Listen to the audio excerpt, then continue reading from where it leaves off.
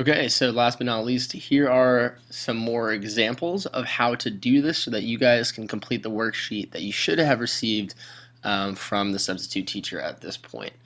So here's our polynomial, x cubed minus 4x squared minus 15x plus 18.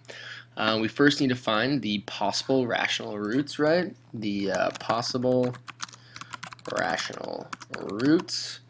And we do that by listing the factors first of the first coefficient and the constant. Okay, so in this case, that's going to be 1 over here, just 1, and over here, that's going to be 1 and 18. That's going to be 3 and 6, and 2 and 9. All right, so there are all the factors listed out. Now remember, we have to put these factors over here over these factors. So we're going to have plus or minus 1, plus or minus 1. I'm going to have plus or minus 2. Put these in order. Plus or minus 2. And remember, these are all over 1. I'm sorry, all over the leading coefficient there, over 1. And I'm going to have plus or minus 3 over 1. Plus or minus 6 over 1, plus or minus 9 over 1, and plus or minus 18 over 1. Okay, so once again, this is just telling us that somewhere within here, okay, we are going to find real roots to this polynomial. In this case, we have a third degree, so that means that 3 of these are going to be the roots for the polynomial. And there are how many possible? Well, there's plus 1, negative 1, plus 2, negative 2, plus 3, negative 3, plus 6, negative 6, plus 9, negative 9, plus 18, negative 18, for a total of 12. So 3 of the 12 of those are going to be the rational roots. All right, now we're going to use synthetic division to test these. I'm going to start with the easiest ones here. So I'm going to first just test out positive 1, see what happens there. Put positive 1 on the outside here. And I'm just going to go ahead and write these out. We got 1. And we have negative 4. We have negative 15. And we have 18. Alright, let me go more space in between these there. Alright. So here we list the coefficients. Now we just have to do our synthetic division here. We drop the first one. 1 times 1 is 1. Negative 4 and 1 is negative 3. Negative 3 times 1 is negative 3 again. We add down. Negative 15 plus negative 3 is negative 18. Negative 18 times 1 is negative 18. Well, look at that. Right away, we already get one of our roots. We know that positive 1 is a root of this because here we have a zero remainder, okay? So that tells us that it's a root. So we know that if 1 is a root, that means that the factor is actually going to be x minus 1. So that means that this polynomial now can be written as x minus 1 times, and we have another polynomial that resulted down here, right? Here's our constant term. Here's our x term, here's our x squared term, so that's x squared minus 3x minus 18. Alright, so we'll just write that over here. So that original polynomial now is x minus 1 times x squared minus 3x minus 18. Well, let's go ahead and try to factor this now. Now that it's a quadratic, it's going to be a little bit easier for us, so let's see if we can figure out the other two roots. I'm going to use diamond method here.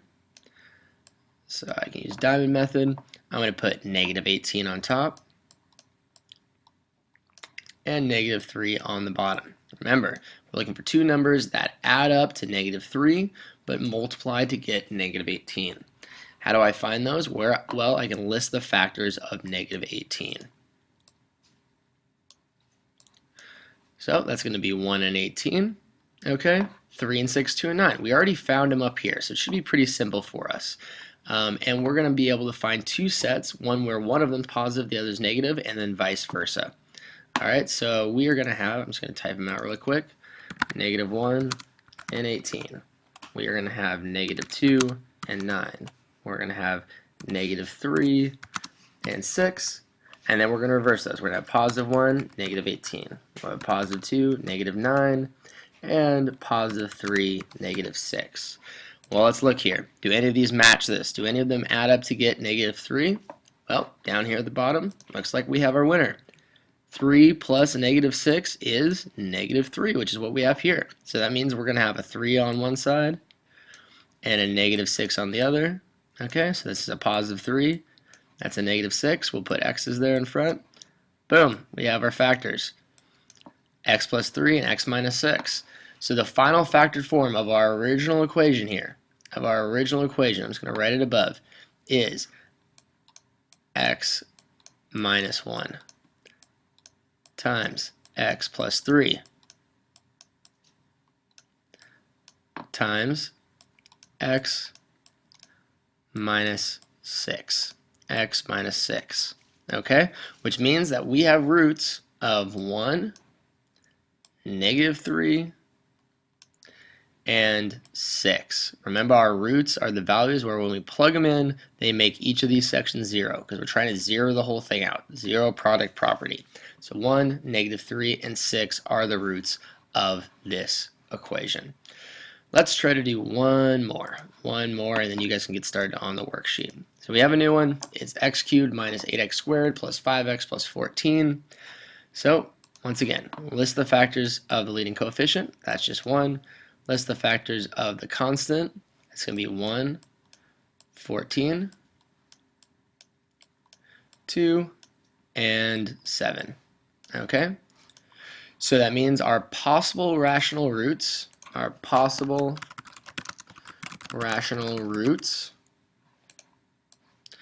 as follows. We're doing the factors of the constant term over the factor of the leading term.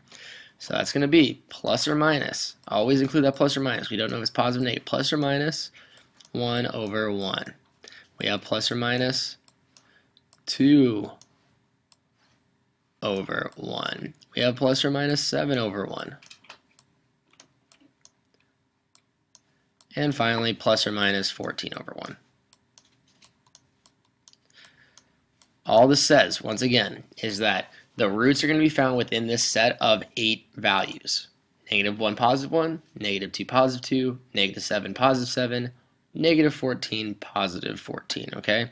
It's going to be, and it's a degree 3, so we need 3 roots, so 3 of those are going to be the real roots for this equation. Let's once again test it out. All right, we're using synthetic division.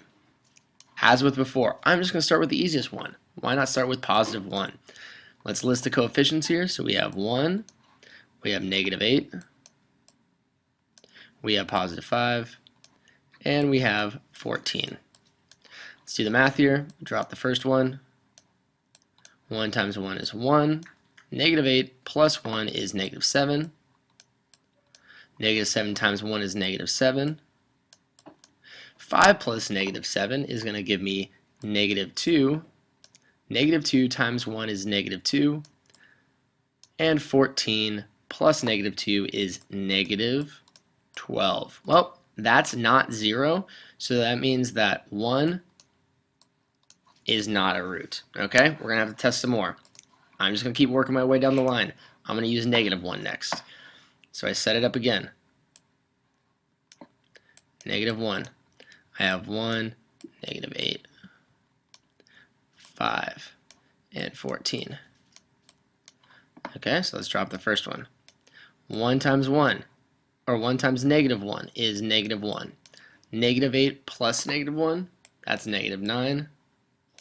-9 times -1 is a +9. 5 plus 9 is 14. Uh-oh. Smelling a root here. 14 times -1 is -14. And 14 plus -14 is 0. So boom, we found one. -1 is a root. It is a root. That means that x plus 1 is a factor. Well, what do we have left over once we've divided that factor out? We find that right over here. So we have x squared minus 9x plus 14. Just going to grab that and put that now over here. Alright, so we factored out that x plus 1 already. Now we can just factor our quadratics just like we know how to do. I'm going to use diamond method as usual. So I put 14 on top, my c value, negative 9 on bottom, my b value, and I look for two numbers that multiply to get 14 and add to get negative 9. Once again, I need to list the factors of 14. I need to list those factors of 14. Well, I did that already up here, so I can go ahead and just make my little table again. Factors of 14 are going to be 1 and 14, 2 and 7, and then I can do the negatives of those because a negative times a negative is a positive. So we have negative 1, negative 14, negative 2, negative 7. All right, which ones add to get negative 9? Well, these last pair here. Negative 2 and negative 7 is negative 9. So put those on the outside here. So I know my factors, my remaining two are x minus 7, x minus 2, which tells me that, extend the page here, the fully factored form of this polynomial, this third degree, is x plus 1 times x minus 2 times x minus 7. And the factors are going to be negative 1, positive 2, and positive 7. All three values were originally in the possible set that we established earlier. All right, your turn. Go ahead and try those out in your worksheet. There are two problems for you. You should have about 20 minutes of class left, so go ahead and get it done.